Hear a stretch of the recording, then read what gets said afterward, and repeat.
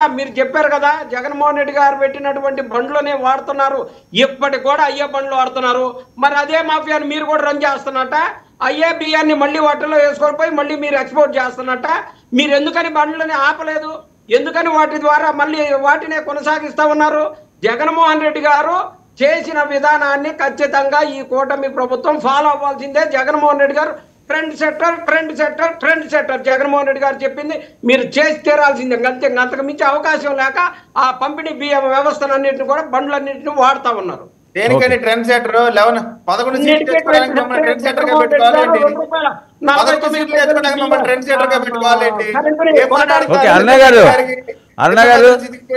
అరుణ గారు trend setter తో పెట్టుకోవద్దని అవే బండ్లు ఎందుకు వాడుతున్నారు ఇప్పుడు చెప్పానండి సార్. సార్ అవే బండ్లు అయ్యే రైస్ బండ్లు ఎందుకు వాడుతున్నారు ఇప్పుడు చెప్పానండి. వాటి ద్వారా రవాణా జరిగినాయన్నారు కదా. అరుణ గారు ఒక నిమిషం అండి, ఆవిడ మాట్లాడుతున్నారు. అరుణ రెస్పాండ్ మీరు ఆగండి సార్. నాకు అసలే సిగ్నల్ ఇష్యూ ఉంది, ఆయన మాట్లాడుతుంటే నాకు అర్థం కావట్లేదు సార్. అసలు ట్రెండ్ సెట్టర్ జగన్మోహన్ రెడ్డి గారు ట్రెండ్ సెట్ చేస్తారట, మీరందరూ ఫాలో అవ్వాలట. ఆ బండ్లు ఎందుకు వాడుతున్నారు అడగండి సార్. ఏంటి సార్ ఇంటర్నేషనల్ లో కూడా మా ఆర్థిక క్రైమ్ చేయడానికి మేడం అరుణ గారు ఆ బియ్యాన్ని వాడటం వల్ల, ఆ బండ్లు వాడటం వల్ల రైసుని తప్పుగా తీసుకుపోవడానికి అవి ఒక దారులుగా ఏర్పరిచారు అన్నారు కదా మీరు. అయ్యే బండ్లని 6 నెలల నుంచి ఎందుకు వాడుతున్నారు?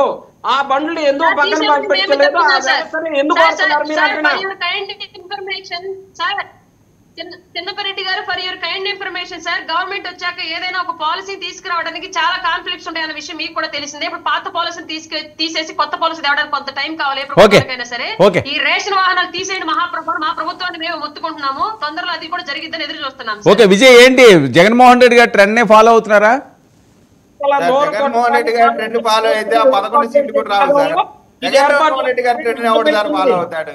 ఏదో చిన్నపరెడ్డి గారికి ఏదో పాపం కొంచెం చిన్న లైట్ గా ఇబ్బంది పడుతున్నారు. సరే నేను అనేది ఏంటి సార్, ఇప్పుడు మనం నిజంగా సన్మానించదలుచుకుంటే పవన్ కళ్యాణ్ గారిని సన్మానించాలి.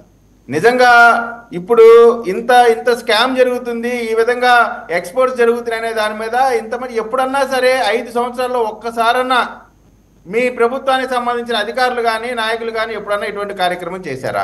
చేసిన దాన్ని ఇటువంటి సన్మానించాల్సింది పోయి వీరు దీంట్లో కూడా రాజకీయాలని ఆపాదిస్తున్నారంటే ఇక వాళ్ళ దౌర్భాగ్యం సార్. ఇప్పుడు ఒక్కటి, భారతదేశంలో సీపోర్ట్ అనేది ఎంత జాగ్రత్తగా ఉండాల్సినటువంటి అవసరం ఉందో మనం గతంలో కసపు వాళ్ళకు సంబంధించిన జరిగిన దాడికి సంబంధించి కూడా పవన్ కళ్యాణ్ గారు మాట్లాడారు అంటేనే ఆయన కేవలం ఒక రాష్ట్రంగా ఆలోచించట్లా, దేశ భద్రతకు సంబంధించి కూడా ఆలోచన చేస్తున్నారు. ఒక పక్క పవన్ కళ్యాణ్ గారు అధికార పక్షంలో ఉంటూ కూడా ప్రతిపక్షానికి సంబంధించిన పాత్ర కూడా పవన్ కళ్యాణ్ గారు పాత్ర పోషిస్తా ఉన్నారు. చంద్రబాబు నాయుడు గారు ముఖ్యమంత్రిగా ఉంటూ కూడా ప్రతిపక్ష పాత్ర పోషిస్తా ఉన్నారు. లోకేష్ బాబు గారు మంత్రిగా ఉంటూ కూడా ప్రతిపక్ష పాత్ర పోషిస్తా ఉన్నారు. ఎందుకంటే వీళ్ళకి రాజ్యాంగ పరంగా ప్రజలు అసెంబ్లీకి వెళ్ళి మిమ్మల్ని మాట్లాడండి, సమస్యల పైన గలమెత్తని అవకాశం ఇస్తే అసెంబ్లీకి వెళ్లకుండా ఇంట్లో కూర్చొని వర్క్ ఫ్రమ్ హోమ్, నిన్న ఆదినారాయణ రెడ్డి గారు చెప్పారు, వర్క్ ఫ్రమ్ హోమ్ చేస్తూ కనీసం ఒక్క సమస్య గురించి కూడా అసెంబ్లీలో ప్రస్తావించకుండా చేస్తున్నటువంటి కార్యక్రమం. కాబట్టి ఇప్పుడు అధికార పక్షంగా చేయాల్సిన బాధ్యత కూటమి పైనే ఉంది, ప్రజల పక్షాన ప్రతిపక్ష పాత్ర చేయాల్సిన బాధ్యత కూటమి నాయకులపైనే ఉంది. కాబట్టి ఇవన్నీ కూడా, ఈ పాత్రలన్నీ కూడా మేము పోషిస్తా ఉన్నాం, ప్రజలకి మంచి చేస్తా ఉన్నాం. డెలివరీ మెకానిజం లో ఎక్కడన్నా తప్పులుంటే ఆ తప్పుల్ని ఎత్తి చూపించే మా నాయకుల ద్వారానే ఎత్తి చూపించి మేమే ఆ సమస్యల్ని అడ్రస్ చేయబోతా ఉన్నాం. కాబట్టి ఈ రాష్ట్రంలో అధికార పక్షం ప్రతిపక్షం రెండు కూడా ఎన్డీఏ కూటమని చెప్పదలుచుకుంటాం. ఇది చిన్నపరెడ్డి గారు వాళ్ళ వాయిస్.